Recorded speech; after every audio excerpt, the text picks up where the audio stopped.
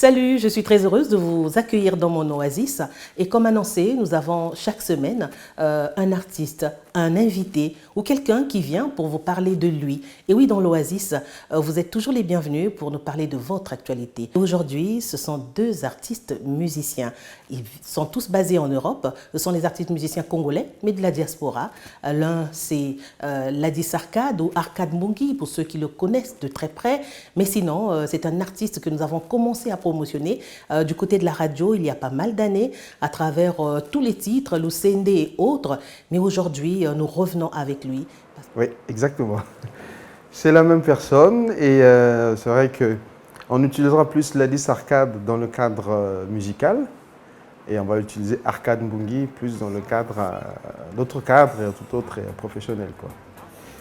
Tout à fait, c'est vrai que les débuts de ma carrière ont toujours été, j'ai toujours dit que c'était un petit peu le hasard que je me retrouve dans ce monde musical parce que j'ai jamais prévu d'être, j'avais jamais eu des visions de faire de la musique auparavant, quoi. Parce que bon, la preuve que j'ai commencé la musique en tant que telle, on va dire 2010-2011 et sans pour autant que je joue dans un groupe, quel que soit.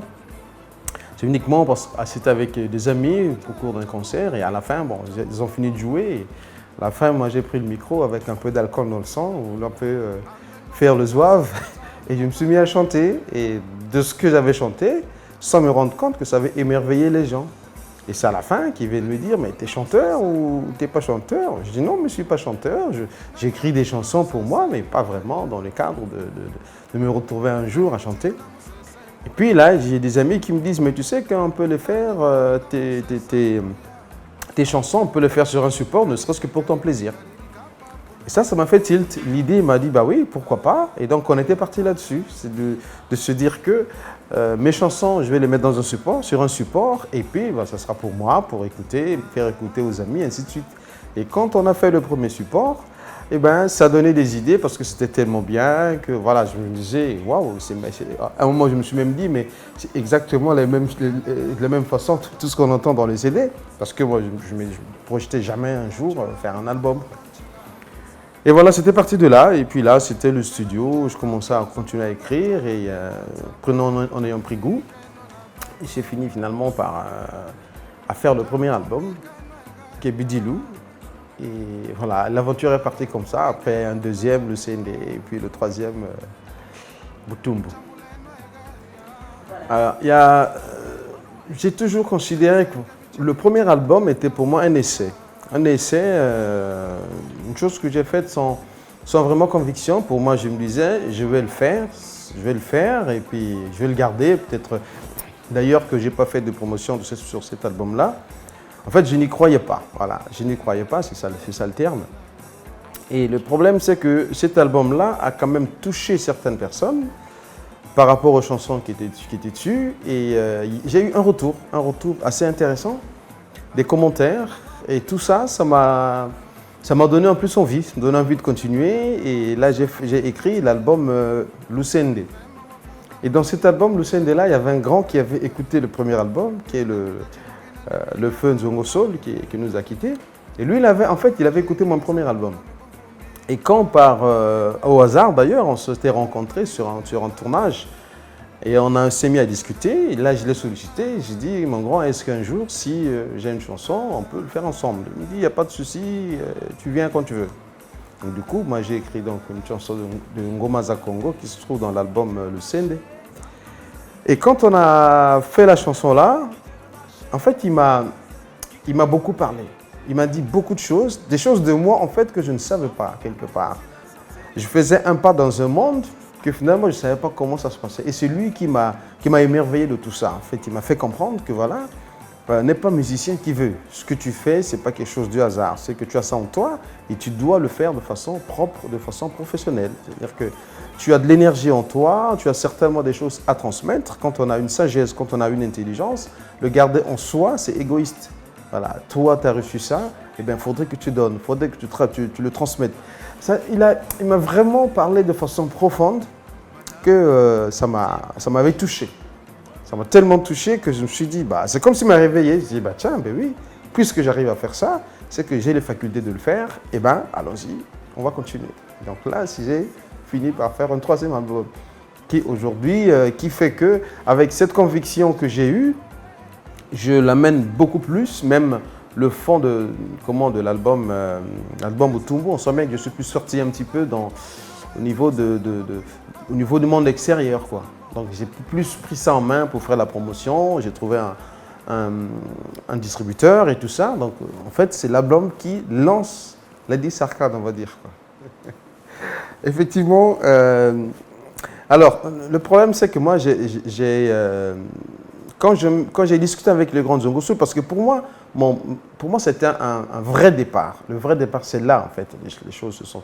Et c'est là, effectivement, lui qui m'a parlé de la musique. En fait, il faut se créer son monde à soi, parce que c'est un univers, et dans cet univers-là, si on veut être considéré, il faudrait que chaque note qui sonne, que les gens doivent se dire, ça c'est du Ladies Arcade, ça c'est un tel. Parce que si on fait ce que font les autres, enfin, la rumba classique, tout le monde le fait bien. Si on rentre dans ce sphère-là, finalement, on va se faire noyer, parce qu'il y a des gens qui ont déjà de l'expérience et qui le font mieux que nous. Donc, c'est ce qu'il m'a dit, si tu veux faire de la musique, trouve-toi un créneau. Ça ne va pas être facile. Ça ne va pas être facile parce qu'il faudrait que tu partes du début, que tu crées ton style. Et c'est là qu'il m'a dit, tu l'as déjà, ton style. Ton style, tu l'as déjà. Parce que la façon dont tu chantes, la façon dont tu écris, la façon dont tu amènes tes mélodies, il n'y a pas beaucoup qui le font. Donc ton style, il est là. Reste dans ce style-là et essaie d'apporter du plus. Et tu verras que tu te feras... On se souviendra de Ladies Arcade dès l'instant qu'on écoutera une chanson. Et je vais vous dire ce que j'ai fait. J'ai dit, j'ai style, mais c'est quoi mon style? Alors je suis allé réécouter mes chansons. En fait, pour dire, mais c'est... Parce qu'au début, moi, je chantais comme ça. Et je me suis dit, voilà que j'ai réécouté mes chansons. Et c'est là que je me suis dit, oui, donc ma façon d'écrire, c'est celle-là. Mon chant d'action, c'est celui-là. Et en fait, mon style, c'est celui-là, quoi. Donc, je continue à chanter. Aujourd'hui, quand on écoute toutes mes chansons, voilà. J'essaie toujours... C'est pas que je... On reste toujours sur la base de la rumba. Parce que la rumba, on l'a en nous, on l'a en soi. Mais partant de cette rumba-là, c'est comme si on se disait, qu'est-ce que je peux apporter d'autre en partant de cette rumba. Si ce style me réussit, je ne peux pas dire ni oui ni non, mais au moins je me sens à l'aise dans ce style-là. Voilà, je me sens à l'aise dans ce style-là parce que ça me donne la faculté de m'exprimer comme j'ai envie de m'exprimer et de chanter aussi comme j'ai envie de chanter. Donc au moins je sais que, avant tout, il faudrait que j'ai un plaisir. Il faudrait que je prenne du plaisir à faire ce que je fais. Si je ne prends pas du plaisir, je ne peux pas transmettre du plaisir. Donc, il faudrait que ça soit ça. Il faudrait que je sois à l'aise. Aujourd'hui, ça me dit comment, par exemple, de chanter du reggae, par exemple. Mais il y a une façon de chanter du reggae que je n'aurais pas. Donc, je ne vais pas transmettre toutes les sensations qu'il faut transmettre dans le reggae. Donc, on ne s'hasarde pas dans des styles qu'on ne maîtrise pas. Et c'est pour ça que moi, je me suis dit, comme ce style-là me colle à la peau, et aussi c'est le retour des gens qui m'écoutent, beaucoup me disent aussi, écoute, tu es dans un style particulier, reste-y, c'est bien, ça nous permet d'écouter aussi autre chose. Eh ben, tout ça, ça me réconforte. Et bien, je me dis, donc finalement, ce que je fais, je ne prêche pas dans le désert, mon style, les gens l'apprécient. Eh bien, tant que les gens l'apprécient, eh ben, je continue. Après, c'est sûr que pour imposer ce style-là au goût des gens, ben, ça va être le grand travail, ça va être tout le travail qui se fera avec mes albums, avec la promotion que je ferai autour de tout ce que je ferai, quoi. Alors oui, quand j'ai fait mon premier album, quand j'ai fait le premier album, alors j'ai eu un prix au Tam Tam d'Or à Dolisie. Et ça a été aussi un moment fort pour moi, parce que je me disais, waouh, moi, monter sur un podium pour recevoir un prix, j'ai jamais rêvé ça, quoi. Et là, dernièrement, alors c'est tout récent, il y a 4-5 jours, j'ai reçu le prix du jury, le prix spécial du jury de la Music Award de Poul Malebo à Kinshasa. Alors ça a été l'apothéose pour l'instant, je vais dire, quand déjà le fait de savoir que j'étais nominé dans un événement de cette envergure, bah, ça me dit, waouh, bon, bah, ok, c'est tout ce qu'on rêvait, en fait, est en train de se réaliser. Même si, franchement, je ne fais pas de la musique pour avoir des prix, mais plutôt pour apporter apporter quelque chose dans la vie des gens, m'apporter quelque chose d'abord, parce que le fait de chanter, moi, ça m'apporte quelque chose. Et ce que ça m'apporte, moi, je le donne. Et c'est ça l'échange en fait qu'il y a dans le mystère de la chanson. C'est pour ça que j'ai toujours eu j'ai toujours eu la force, pas la force, mais la précision dans mes chansons de vraiment à chaque fois que je ferai une chanson, il faudrait qu'il y ait un message. Il faudrait que celui qui écoute cette chanson se dise « J'ai écouté une chanson, voilà ce que j'ai retenu, ne serait-ce qu'une phrase, un mot ». Et donc aujourd'hui, je pense que ça a eu écho quelque part, ça a porté ses fruits, d'où cette distinction du prix que j'ai reçu ces derniers jours-là. Donc ça ne peut être qu'un plaisir supplémentaire. Je pense qu'il faut, voilà, au tout début, vous m'avez posé la question comment j'ai commencé. Rien n'était prédit que je serais aujourd'hui devant vous pour vous parler de la musique, parce que c'était pas ça. Effectivement, quand on commence un truc, chacun de nous a un talent quelconque. Le problème parfois, c'est de croire en soi. Parfois, on met souvent les moyens devant. On sait faire quelque chose, on a une conviction de quelque chose, tout de suite on se dit « oui, mais je n'ai pas les moyens de le faire ». Non, il faut oser le faire, essayer de travailler en soi-même déjà. Je sais qu'après, il faudrait qu'il y ait des moyens pour le faire. Moi, si je suis arrivé à faire mon premier album, c'est que des amis qui ont cru en moi, des amis qui m'ont écouté, qui m'ont dit « tiens, voilà, on va t'aider à le faire ». Et on est arrivé à le faire. Donc, c'est aussi de parler autour de vous, de s'ouvrir. Il y a des gens qui vous écouteront, il y a des gens qui vont certainement être émerveillés, qui vont être captés par votre idée, que ce soit dans la musique ou dans tous les domaines d'ailleurs. Et comme on est dans le cadre musical, on va y rester. Voilà.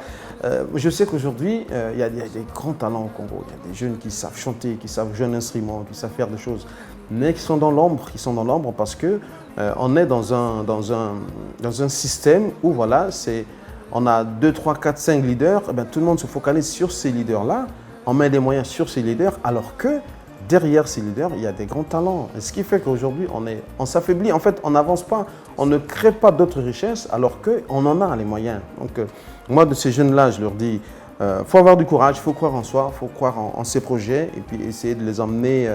Ne soyez pas pressés de le réaliser.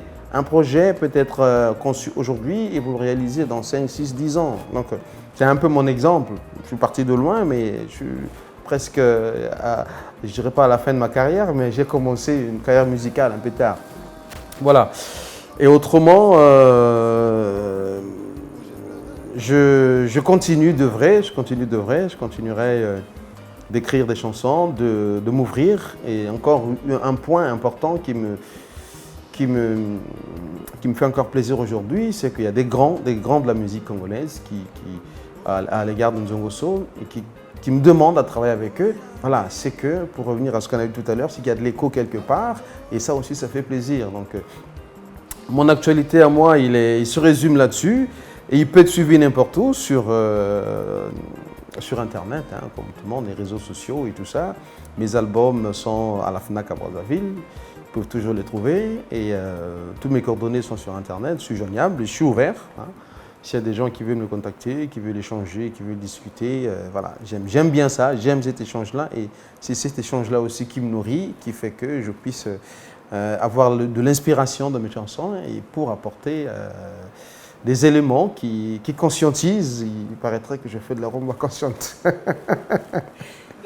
Wow, alors ça c'est... Non, mais on va dire les souvenirs, ouais, on va essayer de les prendre un petit peu de façon chronologique. Il y a un moment là je rentre un petit peu dans ma vie scolaire, parce qu'en fait, moi j'ai fait le lycée agricole. Et là c'est pareil, je suis tombé dedans, dans le lycée agricole. Je ne savais pas que c'est là que je devais arriver, simplement parce que on avait reçu chez nous des cousins qui étaient au lycée agricole et qui faisaient des expériences. Quand ils faisaient des expériences à la maison, ça m'avait fasciné et tout de suite je me suis dit, moi aussi je dois faire ça. Et du coup, paf, je me suis retrouvé au lycée agricole et après là, c'est pareil, bon, après le bac, je suis allé en France et s'ensuit tout ce qui s'est ensuivi, quoi. Et c'est toujours que c'est des moments qu'on garde, on sait d'où on est parti et d'où on est arrivé, quoi. Et dans la vie, comme on le sait, il y a toujours des moments de joie, des moments de peine, et des moments de peine. On en a. Moi, je sais que j'ai d'abord dédié dans le premier album la chanson Binsamou. C'est une chanson que j'ai dédiée à une sœur que j'ai perdue, que voilà, j'étais vraiment très très attaché. Et jusqu'à aujourd'hui, on avait des projets, on s'est fait beaucoup de projets, mais elle est partie très très jeune. Donc voilà, j'ai gardé ça en moi, quoi. Et je l'ai écrit un peu la chanson Binsamou en sa mémoire, quoi. Et puis bon, après les événements, on en a toujours. Hein. Quand on réussit quelque chose, on est content. Bah, quand on perd quelque chose, quand on échoue sur quelque chose, on se dit bon, d'accord, tant pis, c'est pas grave, on continuera la prochaine fois, quoi. Bon. C'est vraiment les deux événements qui m'ont vraiment, vraiment, vraiment marqué dans ma vie personnelle. Et puis, voilà, le jour où j'ai sorti mon premier album, ça c'était aussi un événement parce que je ne voyais pas Ladis Arcade, enfin, pas. Le jour où j'ai pris le nom de Ladis Arcade, parce que mon vrai prénom c'est Ladislas Arcade, voilà. Le jour où j'ai vu sur une affiche Ladis Arcade, je me suis posé la question si c'était moi, quoi. Et parfois, quand on partait de la rue, on demande bonjour l'artiste, c'est à moi qu'on s'adresse, mais je me retourne pour savoir si derrière moi il y a un artiste. Donc j'ai eu du mal à accepter ce titre d'artiste-là. Et le jour où je l'ai accepté, voilà, ça fait toujours quelque chose en nous et ça fait partie des bons moments et des grands souvenirs qu'on peut garder, quoi. Voilà.